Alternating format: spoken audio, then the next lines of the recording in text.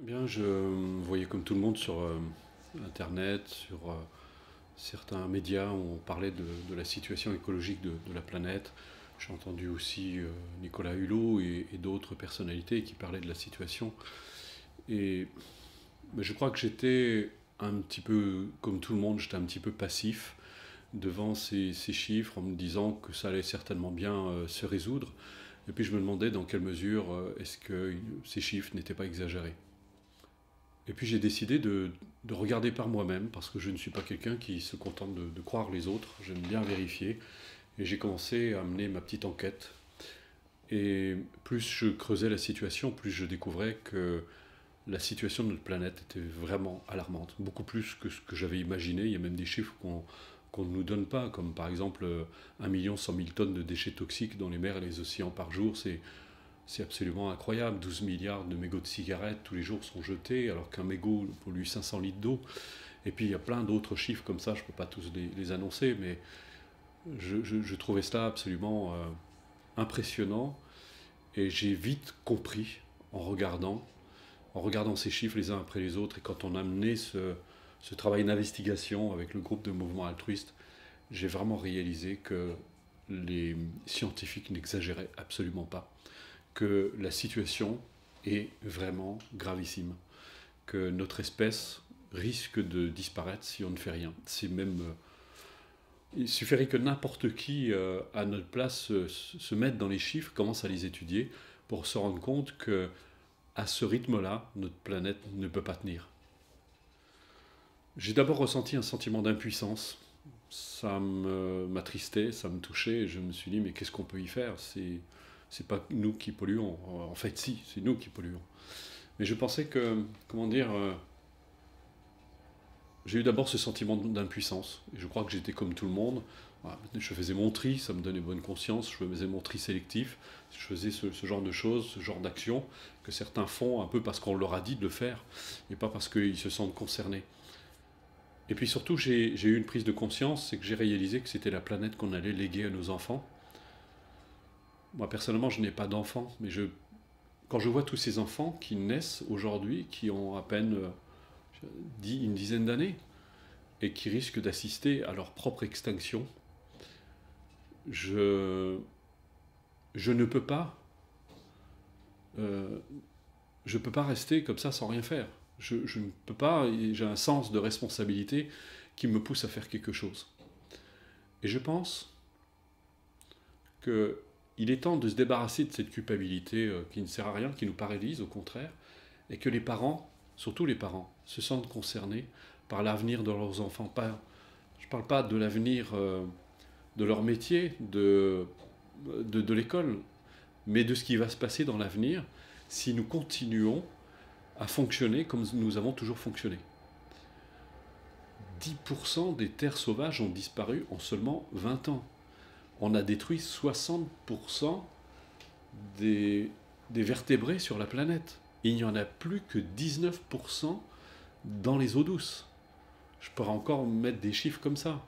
Certains scientifiques, ça c'est les dernières données, les scientifiques américains et canadiens sont réunis, et ils pensent que d'ici une trentaine d'années, il n'y aura plus du tout, de poissons comestibles dans les mers et les océans. C'est de quoi vont hériter nos enfants? De quoi vont-ils hériter? Et c'est dans un très court laps de temps. Il nous a fallu à peine 50, 60 ans pour arriver à produire de tels dégâts, parce que nous sommes dans une surconsommation. Et c'est devenu impératif de changer. Si on ne change pas, c'est même, comment dire, c'est une évidence que nous allons disparaître, que l'humanité va s'éteindre. Nous allons manger de plus en plus de substances toxiques, parce qu'aujourd'hui, dans les légumes que nous mangeons, c'est bourré de pesticides, d'herbicides, etc. Et tout le monde le sait, et on continue à le faire. Alors, il y a les courants bio qui se développent, il y a des associations qui se développent, etc. Et c'est très bien, mais c'est très très insuffisant, parce que la plus grande masse consomment ce que les industriels leur donnent, parce qu'ils n'ont pas d'autres exigences. Et c'est là où c'est intéressant de voir que c'est nous qui avons le pouvoir, finalement. C'est nous qui avons le pouvoir parce que c'est nous qui consommons. Les industriels ne font que fabriquer ce qu'on désire, ce que nous désirons, ce que nous souhaitons. Et c'est là où nous avons un pouvoir immense. Et ça, j'ai réalisé en menant cette enquête, en travaillant de plus en plus, en poussant de plus en plus. Il ne s'agit pas de faire du catastrophisme, d'être simplement réaliste. C'est une situation de fait. Ça n'est pas du tout... il ne s'agit pas d'enjoliver les choses, de dire, voilà, c'est grave et de s'affoler. Quoi qu'il y ait de quoi s'affoler. Mais je pense que maintenant, il faut qu'on prenne la pleine mesure de la situation que nous avons tous créée ensemble, parce que nous sommes tous responsables. Nous sommes tous des consommateurs. Nous mettons tous du gasoil, de l'essence dans notre voiture. Nous achetons toutes sortes de choses, et parfois qui ne sont pas du tout utiles ou nécessaires, et qui participent à la pollution. Il y a des objets qui sont fabriqués et qui sont extrêmement polluants. La façon de se nourrir, les déforestations en masse aujourd'hui, la plus grande déforestation est engendrée pour pouvoir mettre plus de bovins, qu'on puisse manger plus de viande. Parce que nous consommons de plus en plus de viande. Donc non seulement on fait souffrir des animaux inutilement, et en plus on est en train de déforester la planète d'une manière absolument considérable. Je n'ai pas les chiffres en tête, mais on en parle assez à la télé, on n'a pas besoin de ça. Et ce que les gens ne réalisent pas, c'est que avec un bœuf, on fait 1500 repas, mais avec ce qu'il a mangé toute sa vie, on en fait 18 000. Alors que chaque jour, il y a 21 600 enfants qui meurent de faim. Ils meurent véritablement. Pendant que sur certains continents, on fait des concours de bouffe de celui qui va manger le plus de saucisses, ce genre de choses. Non, il y a une espèce d'absurdité. Il y a une espèce de non-sens. Il ne s'agit pas de culpabiliser les gens, de leur dire c'est pas bien de manger de la viande. C'est pas la question. C'est une situation de fait. C'est que si nous continuons à consommer comme nous avons toujours consommé, surtout ces dernières années, en quelques décennies, c'est extraordinaire. Si nous continuons à faire ce que nous avons toujours fait, nous ne pouvons pas espérer un résultat différent de celui que nous avons obtenu jusqu'à aujourd'hui. Et quand on voit en quelques décennies l'état dans lequel nous avons mis la planète, on peut imaginer ce qui va se passer dans les décennies à venir. Donc je pense que quand les scientifiques disent il nous reste 25 ans à vivre dans le pire des cas et 100 ans dans le meilleur des cas, je pense qu'ils sont proches de la réalité. Je pense que c'est même la réalité. Ça me paraît évident. Pourquoi mouvement altruiste ? Parce que je pense que l'altruisme est la solution. L'altruisme est la solution parce que nous avons tout essayé. On a essayé les guerres, on a essayé la colère, on a essayé la haine, on a essayé... Et puis on a aussi aujourd'hui, puisque il y a de plus en plus d'associations qui se créent, mais ils sont des associations militantes, donc ils sont contre le système. Et je pense que ça ne sert à rien d'être contre le système, parce que le système, c'est nous qui l'avons créé. C'est nous qui avons participé par nos choix, par nos exigences, par nos désirs, par nos besoins, et nous avons engendré ce qui est en train de se créer aujourd'hui. Je pense que malheureusement, les gens n'ont pas conscience que c'est eux qui créent à partir de leur esprit, à partir de leurs désirs, de leurs souhaits, de leurs émotions. Nous créons le monde dans lequel nous vivons. Il suffit d'ailleurs qu'une personne dans un groupe soit stressée, va mettre une ambiance absolument extraordinaire, donc vous imaginez sur l'échelle de la planète. Donc l'altruisme s'impose comme une évidence. Mais souvent, c'est assez mal compris, on pense qu'il faut être gentil avec tout le monde. L'altruisme, c'est de devenir bienveillant d'abord envers soi-même. Et si nous commençons à devenir bienveillants envers nous-mêmes, nous allons prendre soin de nous. Et si on prend soin de nous, qu'est-ce que ça veut dire prendre soin de soi ? C'est veiller à être en paix, c'est veiller à être à préserver son équilibre, son intégrité. C'est veiller à créer des causes et des conditions qui participent à notre bonheur. Comment est-ce qu'on peut espérer être heureux ? J'ai entendu un jour un sage qui disait « Vous ne pouvez pas désirer une chose et cultiver son contraire ». Donc comment est-ce qu'on peut espérer être heureux ? En construisant notre bonheur sur la souffrance des autres. Sur la souffrance de nos frères et sœurs humains, d'une part, mais aussi sur la souffrance des animaux. Nous sommes en train de déverser des tonnes de déchets toxiques dans la mer, mais sur les terres, etc. Donc aujourd'hui, ça nous revient. On est en train de vivre ce qu'on appelle la loi de l'interdépendance. C'est-à-dire que nous avons spolié la nature, nous déversons parce que nous voulons tous des beaux fruits, des beaux légumes, nous avons cette exigence sur nos étals, et on se fiche de savoir si elles contiennent des vitamines ou pas, du moment qu'elles sont belles. On est vraiment dans le monde des apparences, et ça finit par nous revenir, parce qu'on met des herbicides, des pesticides en masse, on pollue de manière outrancière la planète, qui est, je trouve, très généreuse et même brave. Mais aujourd'hui, je crois qu'il n'y a pas très longtemps, il y a une recherche qui a été faite, ça demande d'être justifié, mais aujourd'hui, un enfant naît avec 163 substances toxiques dans le corps. C'est incroyable. Donc nous naissons déjà intoxiqués, pollués. Donc, en quelques décennies seulement. Donc, qu'est-ce que ça va être dans l'avenir si nous continuons à fonctionner comme ça? Donc, je pense, et c'est pour ça que l'altruisme, c'est déjà envers soi-même, c'est-à-dire de refuser de se nourrir d'une façon qui soit toxique, de refuser cette pollution. Si on est bienveillant envers soi-même, on va refuser cette pollution. On va refuser ces modes de vie stressants, ces pressions, et puis on va refuser de... Ça ne nous viendrait pas à l'idée de déverser des déchets dans notre maison. Et notre planète, c'est notre maison.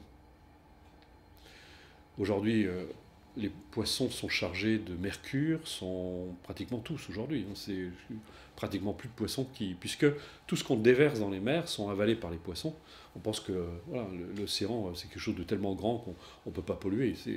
C'est comme la cigarette. Quand les gens jettent un mégot de cigarette, ils pensent qu'ils sont les seuls à jeter un mégot de cigarette. Alors que pendant qu'ils font ce geste, il y en a 12 milliards qui font la même chose le même jour. Donc vous multipliez par 500 litres d'eau qui sont pollués, parce que quand il pleut, ça va dans les sols.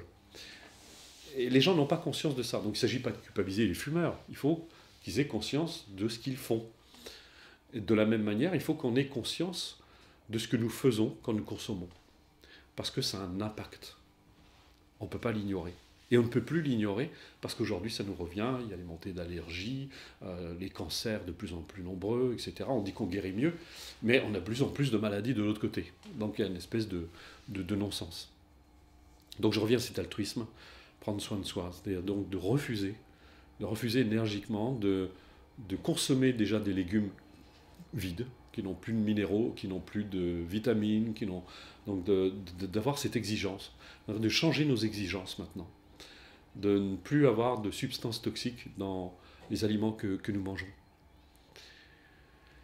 Et puis l'altruisme, c'est la bienveillance. Donc ça nous met... imaginez que vos voisins, ce sont vos amis. Vous savez, vous allez pouvoir compter sur eux. Vous allez voir, écoute, j'ai des tuiles qui sont tombées, est-ce que tu pourrais m'aider? Il y a cette espèce d'échange. On a perdu ça, parce qu'on est devenu une société extrêmement individualiste. Chacun pense à lui, à son histoire. Et c'est un système qui ne marche pas, parce qu'aujourd'hui, on voit les résultats que ça produit. Alors, bien sûr, il y a des moments solidaires, mais de manière générale, les gens ne se sont jamais sentis aussi seuls, aussi isolés, parce qu'il n'y a plus de sens de fraternité. Donc, il faut qu'on retrouve cela aussi. Parce qu'il y a une autre forme de pollution, c'est la pollution mentale qui est pire, la haine, la colère, etc. Tout ça, et on peut le changer. Et l'altruisme, c'est aussi on va prendre soin de la planète, parce que c'est notre maison. À un moment, et si on a de l'altruisme, c'est-à-dire que si on a du cœur, si on a de l'amour, et surtout si on aime nos enfants, on ne peut pas leur léguer humainement. On ne peut pas leur léguer une planète dans cet état. C'est à la vitesse où ça va, et les pollutions qui vont aller crescendo,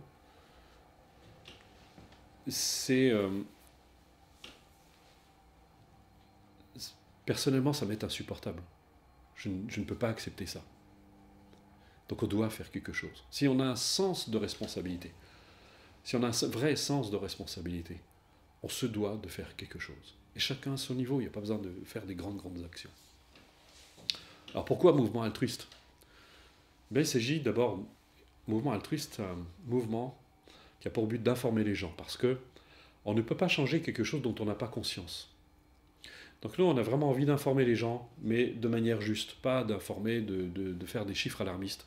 On va coller à la réalité, on va se mettre en contact avec des scientifiques, et c'est ce qu'on fait déjà d'ailleurs, contact avec des scientifiques, parce qu'on veut savoir quelle est la réalité. On ne veut pas juste... on veut vraiment connaître la réalité, et on va informer. Ça, c'est la première chose. C'est très important pour que les gens aient conscience. Ils aient conscience de ce que produit nos actions. Et puis, le mouvement altruiste, ça va être un mouvement de soutien. C'est-à-dire qu'on va soutenir les personnes, les membres, parce qu'on sait combien c'est difficile de changer ses habitudes quand on est seul. Et donc là, il y aura des cours, il y aura même on prévoit même un cours de cuisine altruiste pour accompagner les gens, pour leur dire, voilà, il y a une autre façon de manger, de se nourrir, et qui peut être tout aussi profitable, qui peut même être beaucoup plus profitable, à la fois à la planète et à soi. Et puis il y aura plein d'autres choses comme ça. Et puis surtout, on va soutenir, en étant de plus en plus nombreux dans le mouvement altruiste, et on le souhaite, c'est pour ça qu'on va beaucoup, beaucoup communiquer. Plus on sera nombreux, plus on pourra soutenir des actions qui soutiennent l'équilibre de la planète. On pense notamment à une entreprise qui prévoit qui existe déjà d'ailleurs, qui fabrique des navires qui permettent d'aspirer les sacs plastiques dans la mer. Donc imaginez, on est 100, 200 000, 300 000, 500 000 demain, 1 million. On demande à chaque personne juste 1 euro, c'est rien du tout, 1 euro, ça ne ruine personne. Mais avec 1 euro, on a 500 000 euros et on peut acheter toute une flottille de bateaux qui vont continuer à dépolluer la mer.